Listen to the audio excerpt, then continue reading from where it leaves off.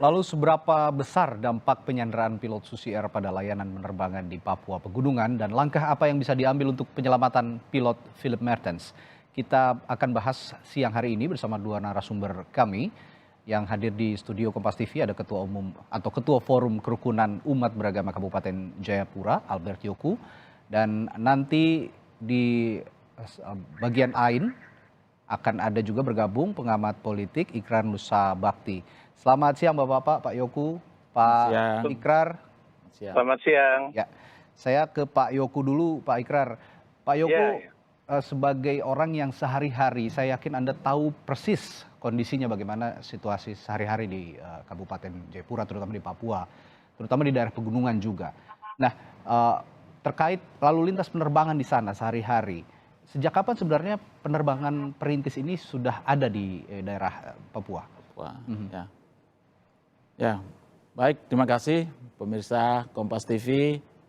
Juga saya sampaikan salam untuk seluruh keluarga besar orang asli Papua di tanah Papua. Salam, Assalamualaikum warahmatullahi wabarakatuh. Om Swastiastu, Namo Buddhaya, salam kebajikan, salam kerukunan. Mas, saya sampaikan bahwa sejak tahun 1960-an itu daerah Papua terisolasi terutama di bagian pegunungan. Sejak tahun 60 ya? Ya sebelumnya lah gitu. Tapi tahun 60-an itu sudah mulai ada kedatangan misionaris dari Jerman, juga dari US. Mereka mencoba untuk membangun komunikasi terhadap suku-suku orang asli Papua yang ada di pegunungan dengan maksud bagaimana mereka bisa ikut dalam perubahan peradaban yang manusiawi ke depan. Nah, satu-satunya hal yang bisa dilakukan itu adalah masalah transportasi. Lalu dibangunlah lapangan-lapangan perintis secara manual dengan menggunakan tenaga manusia. Bisa 6 bulan sampai setahun pembangunan itu. Nah, sesudah itu masuklah penerbangan misi ya khususnya. Tetapi penerbangan itu bertujuan untuk membuka keterisolasian sekaligus membawa perubahan-perubahan di wilayah pegunungan. Nah, karena belum ada sama sekali jalan darat, maka kegiatan pembangunan manusia Papua di daerah pedalaman pegunungan itu satu-satunya alat yang memudahkan untuk para motivator bisa masuk, baik itu petugas gereja, petugas kesehatan, barang dan jasa. Ini hanya bisa dilakukan melalui udara. Dan karena itu kalau saya dalam soal ini saya sampaikan kepada keluarga besar saya bahwa para pilot itu pahlawan pembuka keterisolasian kami di Papua dan pahlawan peradaban baru bagi orang Papua. Nah, karena itu memang sebelum Susi Air ini kan ada maskapai penerbangan dari MIF, juga dari AMA, itu penerbangan misi Katolik. Kemudian dari Yajasi itu dari penerbangan Linguistik Institute SEAL. Nah, semua ini dilakukan dalam kaitan dengan pertumbuhan perkembangan baru bagi manusia Papua yang berada di daerah-daerah pegunungan terpencil, dan pengorbanan mereka tidak sedikit. Banyak yang satu, saya menilai bahwa dia mempertaruhkan seluruh eksistensi hidupnya ketika membawa pesawat di daerah pegunungan yang begitu tinggi perbukitannya dan landasan pacu yang pendek. Dan cepat sekali terjadi perubahan-perubahan cuaca. Lalu cukup banyak pilot yang jatuh dan mati di pelayanan kepada orang asli Papua. Ya, Jika saya dengar cerita Anda Pak Yoku, begitu sentral, begitu strategis peran penerbangan terutama di pegunungan Papua. Saya akan ke Pak Ikrar Nusa Bakti. Pak Ikrar, jika mendengar cerita Pak Yoku barusan, kita tahu bahwa peran penerbangan perintis di Papua ini sangat sentral, sangat penting sekali, terutama untuk memasok logistik dan keperluan-keperluan sehari-hari masyarakat Papua. Jika Anda melihat insiden penyanderaan ini oleh KKB, kondisi Papua saat ini yang Anda amati seperti apa, Pak Ikrar? Ya, kalau kita lihat ya, yang membuka isolasi di daerah pegunungan itu adalah awalnya memang misi-misi Katolik dan Zending ya. Dan kita juga tahu yang tadi udah dikatakan oleh Pendeta Yoku ya, itu mereka juga adalah para pilot itu ya, yang awalnya dari ada yang perusahaan maskapai Belanda, ada juga yang dari misi dan Zending itu mereka itu adalah juga membawa bahan-bahan pokok dan sebagainya ya. Dan kita juga tahu ya, Susi Air itu yang sudah berkiprah di Papua sejak 2006, itu kan boleh dikatakan adalah suatu perusahaan yang kemudian menggantikan MAF dan AMA ya, untuk kemudian bisa masuk sebagian wilayah-wilayah Papua ya. Dan Susi Air mulai dengan 1 pesawat dan sekarang kalau nggak salah lebih dari 22 pesawat ya. Dan ini makanya sangat penting. Dan sampai detik ini ya, terlepas dari sudah ada upaya-upaya dari pemerintah sejak zaman Pak Harto, kemudian disambung zaman SBY dan zaman Jokowi ini ya, itu terus terang ya, itu kan wilayah-wilayah di pegunungan itu tidak mungkin dicapai melalui jalur darat ya, itu bahkan kalau bisa saya katakan ya, itu jalan Trans Irian yang sekarang jadi Trans Papua dari Merauke ke Jayapura aja masih belum terbuka seluruhnya ya, maksud saya masih terganggu. Nah karena itu yang namanya penerbangan perintis ya, baik itu Susi Air atau Asian One Air atau kemudian Trigana Air ya, itu menjadi suatu penerbangan yang sangat penting ya. Dan Susi Air ya, ini bukan pertama kalinya pesawat perintis itu dibakar oleh KKB ya. Kalau nggak salah tahun 2021 pesawat MAF ya, itu juga pernah dibakar di salah satu distrik di Pegunungan Tengah itu ya. Jadi ini, dan Anda tahu ya, kalau kemudian Bu Susi mengatakan 70% dari pesawat Porter itu terpaksa di grounded ya, di grounded ya, itu menunjukkan betapa problem besar ya itu untuk saudara-saudara kita orang Papua maupun yang ada di Pegunungan Tengah itu ataupun mereka-mereka yang akan pergi ke wilayah lain. Kenapa demikian? Karena Anda tahu ya, itu 70% itu cukup besar ya, apalagi penerbangan dengan Susi Air itu kan biayanya itu sangat-sangat minim ya dibandingkan dengan biaya yang sesungguhnya, karena Susi Air hanya menjual tiket 250.000 sementara 65% lainnya itu disubsidi oleh pemerintah ya, dalam hal ini Kementerian Perhubungan. Jadi disitulah pentingnya penerbangan perintis, karena dia bukan cuma mengangkat barang ya, tapi juga mengangkat manusia. Jadi itu yang menjadi suatu hal yang harus diingat ya. Itu yang makanya kalau kemudian ada masih terjadi lagi bahwa penyergapan atau sekarang bahkan pembakaran ya, itu yang membuat kita cukup sedih lah mendengar hal itu. Sangat disayangkan memang aksi-aksi KKB ini yang justru merugikan seluruh rakyat Papua, terutama yang ada di pegunungan yang terpencil. Mereka membutuhkan pasokan logistik, mereka membutuhkan misi-misi kemanusiaan dari orang-orang yang ingin membantu mereka. Nah, Pak Yoku, dalam misi perdamaian di Papua, berulang kali kita juga melakukan pendekatan lewat berbagai aspek, terutama lewat pendekatan keagamaan, pendekatan budaya begitu. Dan ada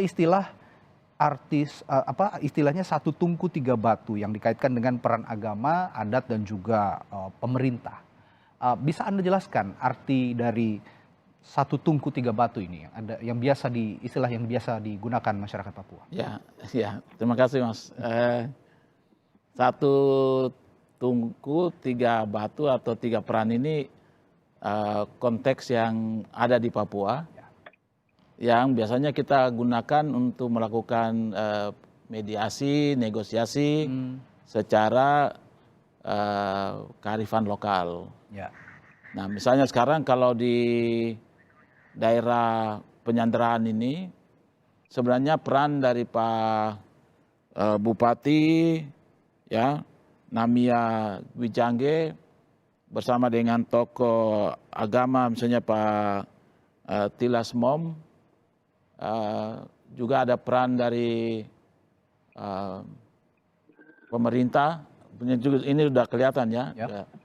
Nah, saya sangat mendorong sekarang untuk lembaga masyarakat adat pegunungannya, masyarakat Pegunungan Tengah, itu ikut berperan dalam kegiatan ini.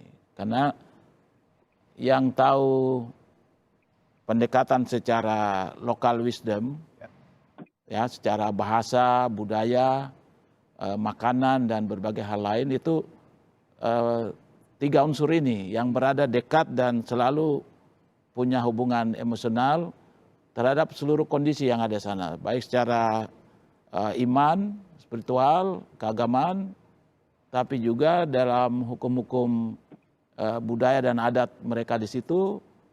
Nah, kemudian pemerintah.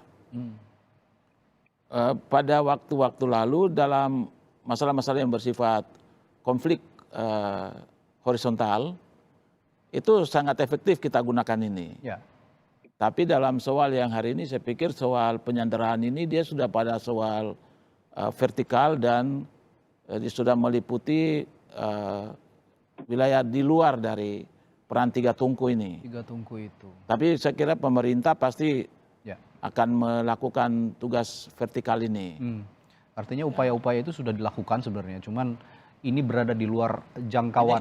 Ini konteksnya sudah tinggi sekali, ya, konteks yang berafiliasi pada politik dan militansi. Militansi, baik. Jadi peran yang sekarang saya pikir tokoh agama, tokoh adat tetap harus punya pandangan untuk menghimbau, pandangan untuk mengingatkan anak Egyanus ini, karena menurut saya ini fatal ya, sebuah tindakan fatalisme terhadap perubahan perkembangan yang selama ini sudah dibangun. Padahal sudah progresif begitu. Progresif. Ya? Jadi kalau ada kemunduran. Satu pilot ini menyebabkan 1000 pilot tidak terbang di melayani masyarakat kita di wilayah pegunungan. Ini kemunduran luar biasa. Nah, karena itu saya minta ya, juga sarankan untuk anak saya Egyus Kogoya dan teman-teman, saudara-saudara saya menyandera pilot ini. Pilot itu orang yang berjasa untuk kita. Ya.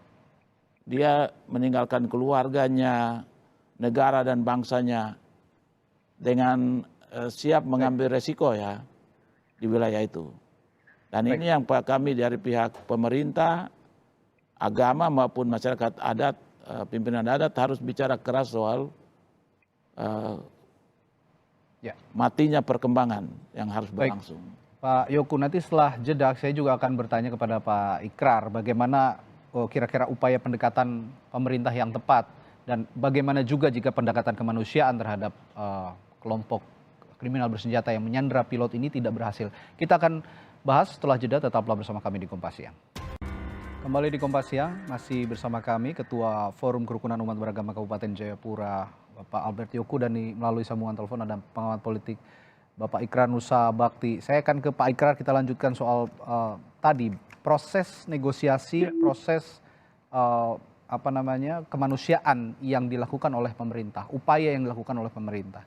Sejauh ini belum membuahkan hasil. Nah, jika nanti kalaupun itu tidak berujung berhasil atau gagal lah boleh dikatakan upaya persuasif ini, Apa sebenarnya yang harus dilakukan pemerintah, Pak Ikrar?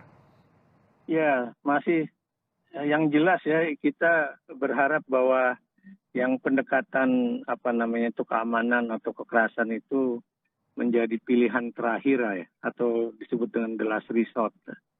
Nah, sebenarnya sebelum itu bisa aja ada pilihan yang kedua ya, yaitu apakah mungkin kemudian kita menggunakan pihak ketiga sebagai mediator ya, untuk perundingan tersebut ya. Dan ini memang memakan waktu, tapi kita juga tahu kita juga pernah menggunakan pihak ketiga dalam penyelesaian masalah Aceh misalnya kan, itu kan berhasil dengan sangat baik ya. Pilihan institusi yang tepat itu tentunya akan akan lebih baik juga ya. Tapi sebelum pilihan mediator asing ya, menurut saya pendeta Albert Yoku ini juga bisa menjadi orang-orang yang kelompok agamawan ya di Papua yang juga bersama dengan kelompok adat yang asli dari daerah tersebut ya. Itu yang kemudian kita inilah pilihan-pilihan yang kita gunakan dulu lah. Kenapa demikian? Karena saya yakin tokoh-tokoh agama itu ya, kalau memang bisa menyatu dan kemudian memiliki satu visi dan keinginan yang sama ya untuk menyelesaikan masalah ini, saya pikir mereka bisa bergabung dengan pemerintah daerah dan juga tokoh-tokoh adat setempat ya. Kenapa saya katakan adat setempat? Karena kita tahu Papua ini walaupun memiliki one talk system, tapi kan one talk sistemnya tidak dalam artian besar ya, tapi one talk system yang kecil-kecil tergantung kepada adat yang menggunakan bahasa tersebut ya. Dan kalau digunakan one talk system dalam artian pendekatan bahasa, itu tentunya kelompoknya terlalu kecil. Tapi kalau kemudian dalam artian adat yang lebih besar dan kemudian agamawan ya, mudah-mudahan itu juga masih bisa digunakan untuk mendekati hal itu ya. Ya, Pak Ikrar, dalam konteks pembebasan dan penyelamatan pilot Susi Air ini, tadi juga kita sudah berbincang bahkan di sebelum jeda tadi kita sempat berbincang dengan Pak Yoku bahwa di sana cukup banyak warga di pegunungan, mayoritas justru berada di pegunungan warga Papua ini sekitar ada 200.000 begitu. Nah, ini bukan hanya pilot tapi juga warga yang harus dilindungi dari serangan-serangan atau pembebasan, penyanderaan dari kelompok kriminal bersenjata. Kalau dalam konteks pembebasan pilot ini, tadi cara kemanusiaan belum bisa dilakukan, apa yang bisa dilakukan pemerintah atau cara terbaik apa yang bisa dilakukan oleh pemerintah untuk membebaskan sandera-sandera ini, Pak Ikrar? Ya, pertama ya, bukan cuma penduduk ya, tapi juga kelompok KKB ini kan termasuk kelompok-kelompok masyarakat di Papua yang selama ini boleh dikatakan terpinggirkan lah ya. Termasuk juga tidak ada komunikasi yang baik ya antara pemerintah, kemudian kalangan militer dan juga tentunya dengan masyarakat setempat ya. Nah, dulu waktu kami masih di LIPI ya, itu kami berupaya untuk mengkoordinasi apa yang disebut dengan dialog Papua ya. Tapi kita tahu beberapa tokoh Papuanya juga udah meninggal dunia ya, termasuk Ater, saya lupa namanya, dan kemudian juga termasuk juga teman saya Moridan udah meninggal, dan kemudian juga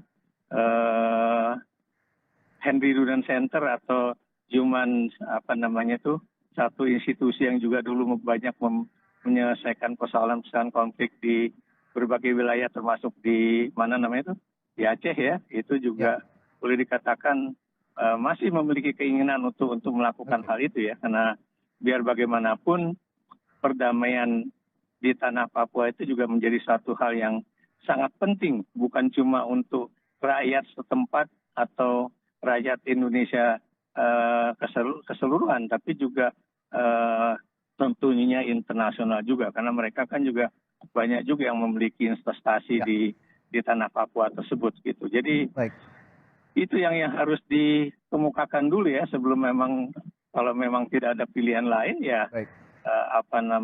Ya tentunya pendekatan keamanan yang kemudian digunakan, walaupun itu semuanya harus dihitung secara matang ya. Betul. Apa yang akan terjadi, karena saya kebetulan pernah ke Tolikara, ke daerah Nduga dan sebagainya ya, waktu itu diajak oleh Pak Luhut Panjaitan ya, waktu terjadi pembakaran musola di Tolikara itu ya. Jadi di situ saya melihat secara langsung ya bahwa memang wilayah-wilayah itu yang tadi saya katakan tidak mungkin dicapai melalui jalan darat, walaupun jalan-jalan itu udah dibangun ya. Kenapa demikian? Karena bukan satu distrik ke distrik yang lain aja, tapi satu kampung ke kampung yang lain itu harus dicapai melalui udara ya. Jadi pesawat-pesawat kecil itu yang makanya digunakan ya. Dan saya waktu itu juga cukup bahagia dan bangga karena yang memiloti pesawat yang kami tumpang itu, waktu itu saya dengan Pak Luhut dan teman-teman, itu adalah anak Papua asli. Itu yang saya senang juga ya. Kenapa demikian? Karena dia dengan tenang ya di tengah kabut dan badai akhirnya bisa juga sampai ke Sentani waktu itu. Ya, jadi artinya kalaupun pendekatan kemanusiaan tidak berhasil, ada pendekatan keamanan, tapi harus benar-benar terukur, sistematis dan juga benar-benar diperhitungkan ya baik buruknya. Baik, terima kasih Pak Ikrar dan juga Pak Albert Djoku. Kami apresiasi betul upaya-upaya dari orang-orang seperti Bapak yang terus mendengungkan misi kemanusiaan di sana untuk agar supaya masalah-masalah yang terjadi di Papua segera bisa teratasi. Baik, terima kasih Pak Albert Djoku, Pak Ikrar telah bergabung di Kompas Siang.